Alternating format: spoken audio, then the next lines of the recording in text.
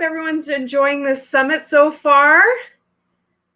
Looking forward to talking to you and getting some questions and just hearing what you're all up to. Yeah, I hear that it's hot in Texas and Florida. I've seen a lot of those comments. I hope you guys are staying cool inside. In Florida, you're breathing water. Oh my gosh, my hair would not do well there. I do not like the humidity. Montana. You got people from all over the place. Okay, so I'm wondering how many of you have tried the Stencils 360. I know that we introduced it here in the summit, in the last summit, and a number of you actually purchased it, which was great. And I'm here if you've got any questions to ask me about how it works or any other stenciling questions. I love to use all kinds of stencils. I do like the 360 a lot, but I use regular stencils as well.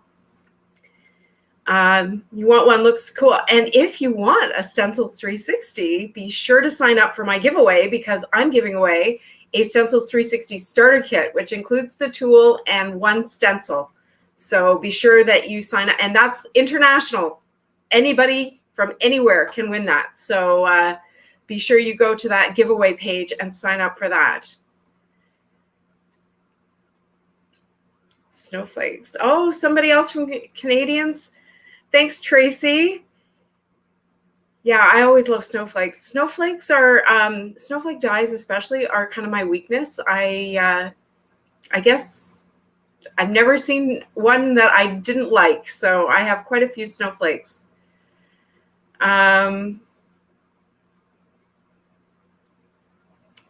Okay, I see some confusing. Yes, okay. I get a bit confused with the ones that have designs and two ends. And if I need to use all the stops away around it, no. Okay, so if your stencil has two designs on it, you don't need to use all of them. You only need to do half because it will complete, like if you do the first half, if you blend through both sides, once you've done the first half of the turning, you will have the full design. So yeah, I'm trying to think. I have my stuff out here that I'm going to be showing on Saturday with the demo with Sharon. But this is a stencil. The stencil I'm going to be showing you only has one design on it, so that's a bit. Okay, yes, if you're on Facebook, yes, please come over to YouTube. Where do you purchase the 360? It's from a Canadian company called Penguin Palace Stamps. They are one of the sponsors. So if you come to the demo on Saturday and watch, you may find a little special treat for you if you are looking to purchase a 360 tool. So you've not seen the three. Yeah, it's still a fairly new tool. It only came out in 2020. Scrapbook.com was carrying it for a while, and I'm not sure if it has it in stock right now or not. I know that Sharon, who is the owner of Penguin Palace Stamps, they were having manufacturing issues for a while, and for a while you couldn't get it anywhere. I know she has a lot in stock now in anticipation of the summit, and I just don't know if it's going to be available at Scrapbook. For the projects that you have made, do you have to use dye inks? That's an interesting question. I think the answer is no, but I haven't tested it because I only have Catherine Pooler inks, which are dye inks. I think you like any stencil, they're no different than any other stencil. As far as being able to blend through. So if you blend distress oxides through or pigment inks through a regular stencil, you should be able to do that with this as well. Now, the one caveat would be that because you're turning the stencil, if your ink is still wet, you may end up smearing it because as you're turning. So I think maybe you would want to let it dry or heat set it before you turn it. I love your video. Thank you for the freebie. I noticed the inks are Catherine Pooler. Which collections are they from? The answer to that is that it doesn't even matter which collections they're from anymore, because all the inks are now sold separately.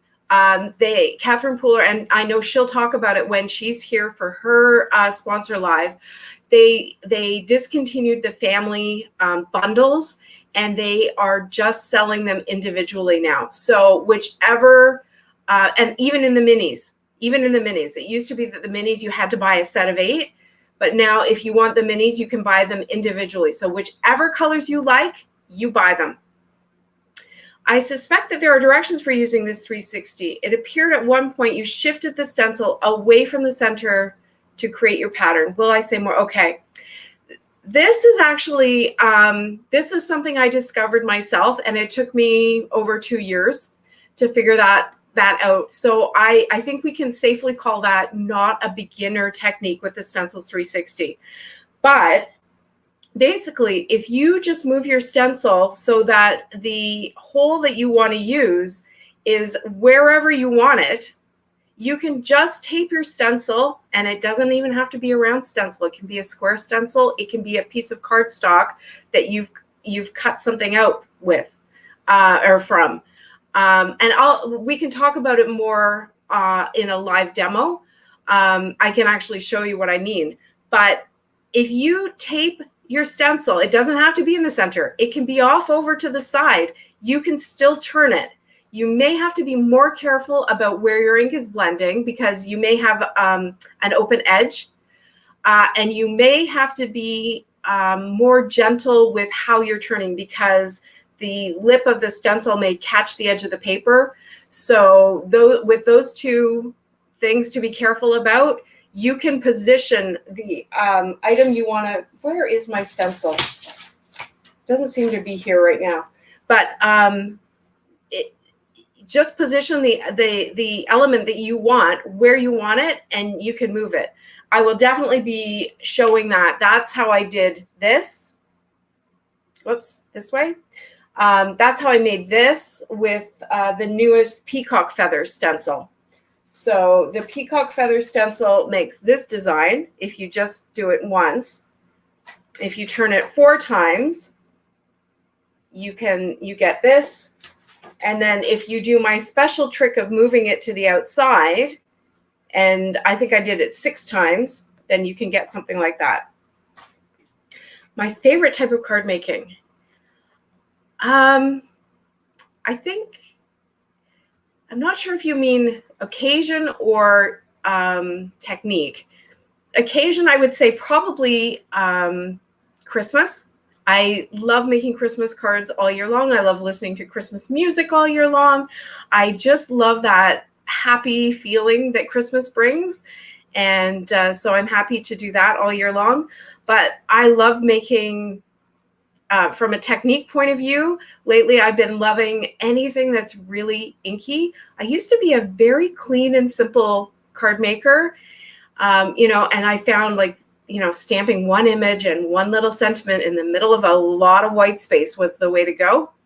And I still love that look. But I also, just for fun, I love to do all the fun inky techniques and then figure out how to use it on a card that still has some breathing space and a clean feeling. Can you use stencils from other companies with the 360? Absolutely. To my knowledge, there are no other companies making round stencils. But if you watch my video, and you'll see that one of the ornament cards, I used a stencil that was actually designed by one of the other speakers, Karen Tamir. She has a line of stencils at a store called Joggles. And it kind of is a round stencil because it's like a big flower shape. But I turned that and I got the most amazing layered pattern. It's just beautiful. So yeah, you can check that out. But yeah, you can also use 6-inch stencils. And I talk in my video a little bit about how to choose 6-inch stencils that will work best Because if you're turning like a lot of the 6-inch stencils are designed to be a complete design on their own. So if you are turning it, it can very easily get too busy. So I talk in the video about the types of 6-inch stencils that work best with the 360 tool. How long have I been making cards? Like many card makers, I started out at a Stampin' Up! Party way back in 2006. And it was just before my daughter's 3rd birthday. She just turned 20, so 17 years.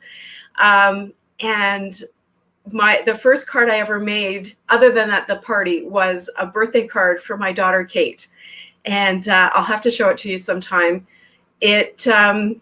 Yeah, you know when you start a new hobby and you just want to do everything on everything you're doing? So that card had everything on it. Every skill I knew how to do was on that card. I had corner punches. I had stamping. We didn't have die cutting machines back then. I had lots of embellishments. You name it, it was on there. I'll have to show it to you sometime because, you know, it's amazing how far we come very quickly in our skills. So I'm curious, Ardyth, what other size square cards do you make? As I know you love a good square card. Looking to make cards bigger than A2 size. I'm worried about matching envelope sizes. Okay, so there's a number of things about square cards. So let me say that, first of all, my preferred size for a square card is 4 1/4 inch by 4 1/4 inch. And the reason for that is that they still fit into an A2 sized envelope. So whatever you're using for your regular cards, you can fit these square cards in. If you are going to a larger square size, you may need a square envelope. Actually, I just thought, if you want to make a 5 by 5 square card, you could put it in a 5 by 7 envelope. I know in the US, I'm in Canada, so I don't know all the US postal rules, but my understanding is in the US, a square envelope costs you more postage. So I always thought it was neat that my squares could fit into just a regular rectangular envelope. And if you wanted to make a 5-inch square card, and a 5 by 7 envelope doesn't cost you more postage, then that could be a win there. I have in the past made 6-inch square cards. They're very popular in the UK. In the UK, they love big cards. When I lived there, I noticed that even in the shops, their cards are bigger than ours for some reason. And I've noticed that with UK card makers. So I have made 6-inch square cards, and I have made 5 1/2 inch square cards as well.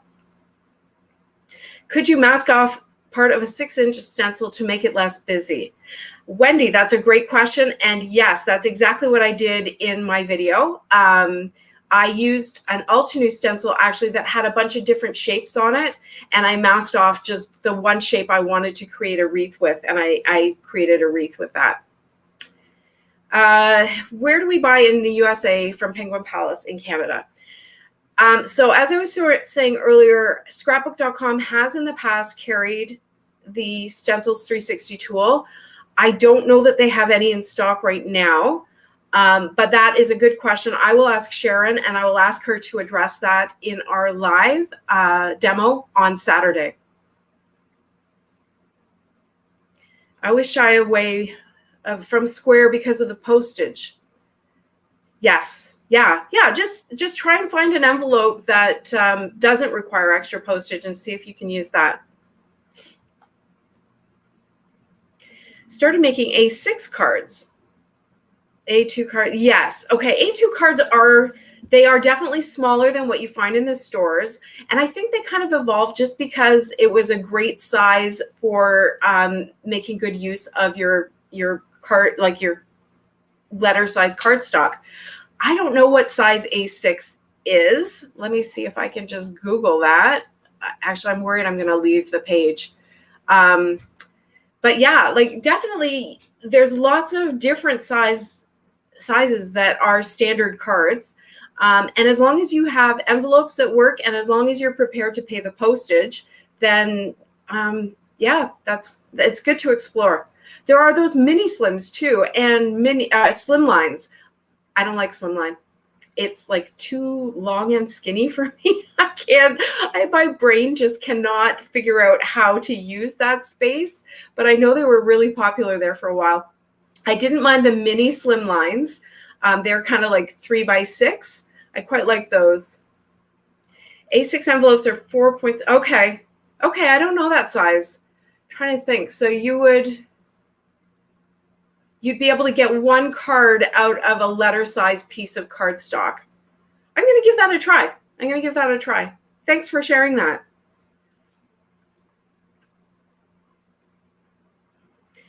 Okay, so Kathy's saying she ordered a 360 and it took about 2 weeks to get from Vancouver, which is on the west coast of Canada, to North Carolina.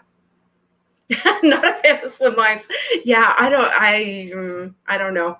I guess they evolved because, again, there are envelopes already out there for them. But yeah, my brain also, it's hard, like, because when you post to Instagram, the photo is square. And if you've got this big, long, tall, skinny card in the center, to me, it's just a weird looking photo. And maybe that's part of the reason I never really latched onto them. I just watched the demo and I loved how you can choose to use or not to use. Oh, I'm glad. Well, I knew that not everybody has the 360 tool, but also I'm a big fan of using what you have in your craft room to get the look. I developed an acronym that I like to use, and it's called LIMES. It stands for List, Include, Modify, Exclude, and Spin. And it's just like an organized way of looking at a card or whatever, anything that you're inspired by, and figuring out how you want to make it your own. So you list, like the colors that they've used. You list the techniques that they've used. You list the elements that are on that card. And then you decide what you want to include just as it is. Maybe you want to use the exact same colors, but maybe you want to modify. Maybe you want to make it a birthday card instead of a Christmas card, or maybe whatever you want to modify. Some things you can leave out altogether, and some things you can just add in your own spin. Like for me, I often take my inspiration and I make my spin a square card, and that makes it an Ardyth card versus whoever else. I'm a beginner. Advise on where to start. Okay.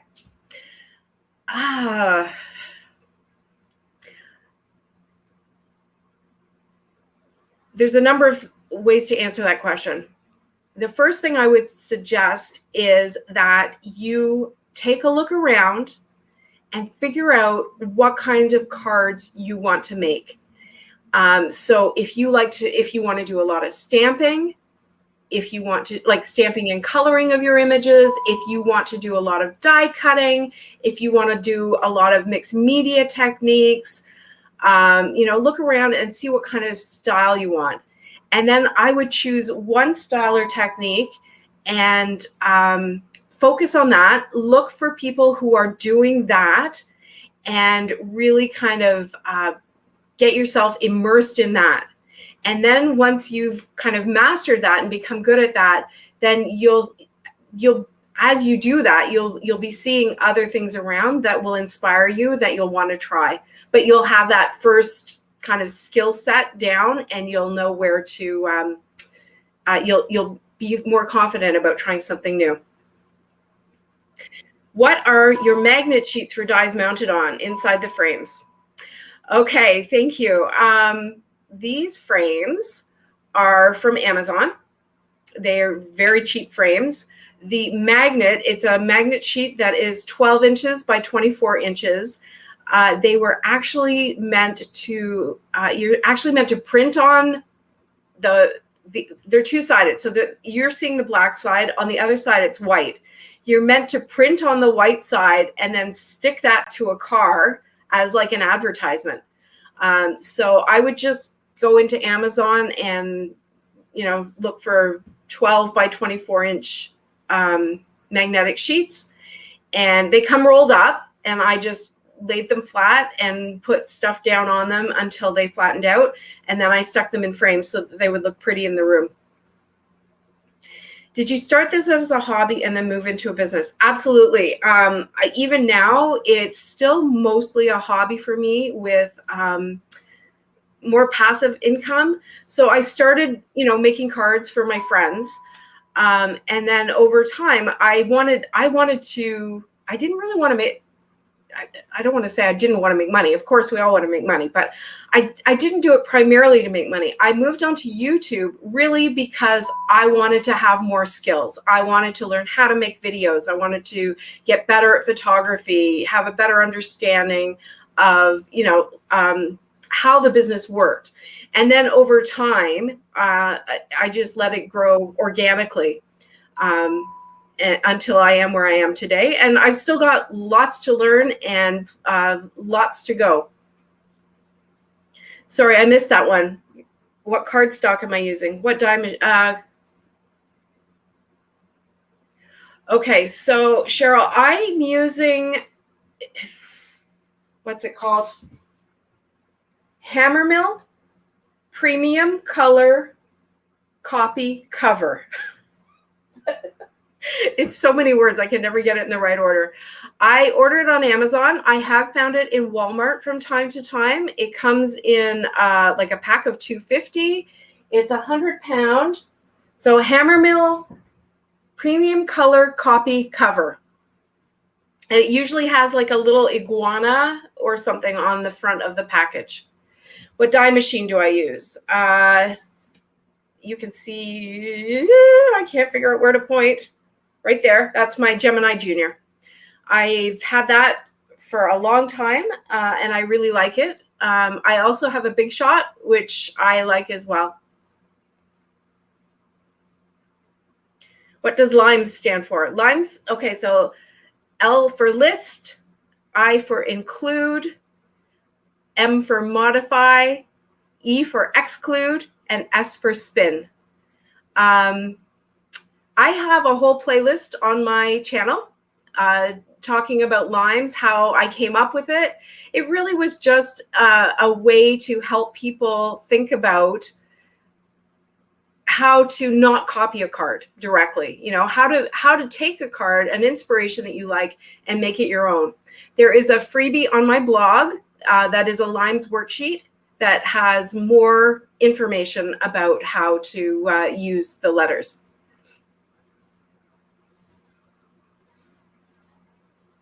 Okay. Trying to think what else I had to talk about.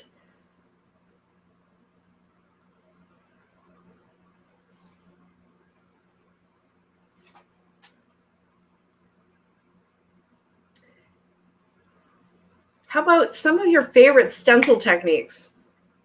I love stencils because they're super affordable and they're so versatile. Like if you have a simple stencil, you can just flip it over and get a different look. Thanks so much, Terry. That's, yeah, I think we all have our own styles, and there's room for all sorts of different styles and things. Maybe you can show us your color swatch. Okay, let me figure out here. I don't know why this is so difficult. It must be mirrored or something. So these are my color swatches. And I see another question about my favorite inks, which are Catherine Pooler inks.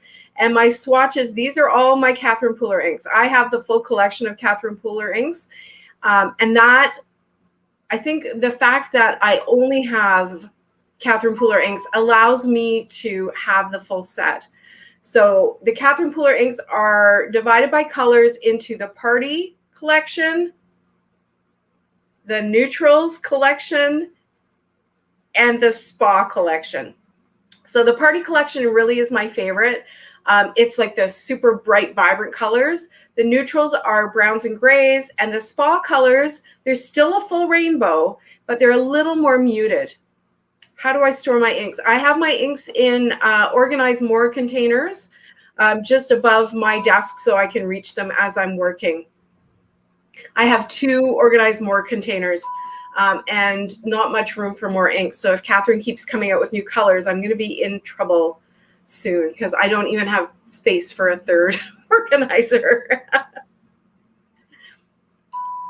Penguin Palace is Canadian. Do I have other favorite places from Canada to shop? There are not a lot of, I'm in Toronto, and there are very few bricks and mortar stores. But yeah, there's one called Scrap and Stamp, which is out west. There is the Paper Crafters Workshop, which is just north of Toronto. Those are the two big ones that are coming to mind that are more like one-stop shops. They have lots of different things. Oh, Ecstasy Crafts is just east of me as well. Do I store my inks upside down? I do not. I think that was an old Stampin' Up thing. I remember when I started with Stampin' Up, they wanted you to store your inks upside down so that the inks kind of stayed near the top of the pad. My old Stampin' Up ink pads were felt pads. They were not foam pads. And I don't know if that makes a difference. Catherine Pooler's ink pads are foam. I have never had an issue. Well, I shouldn't say I do run out of ink because I do a lot of ink blending, and I have all the ink refills so that I can keep my ink pads juicy. But yeah, no, I don't see any reason to store them upside down. Are you a messy crafter, or do you keep your workspace clean and tidy? Yes. When I'm working, I get really messy. I get everything out and it's everywhere. And even after that, like if I'm recording a video, I will leave it all out while I upload, while I finish the cards, while I take the photos. But before I start something new, everything has to go away. I start to get very claustrophobic in here if I'm surrounded by too much stuff. It's time to start wrapping up. Wow, that went fast. Any last minute questions? If you think of any other ones, you can tag me in the Facebook group. And I hope we'll see you at the demo, the Penguin Palace Stamps demo on Saturday at lunchtime. And also, if you want a Stencils 360, don't forget to go sign up for my giveaway. It's open internationally, so sign up there, and we'll see if you're the lucky winner. I think that's on Saturday we're talking about that. Thanks so much, everybody. Bye.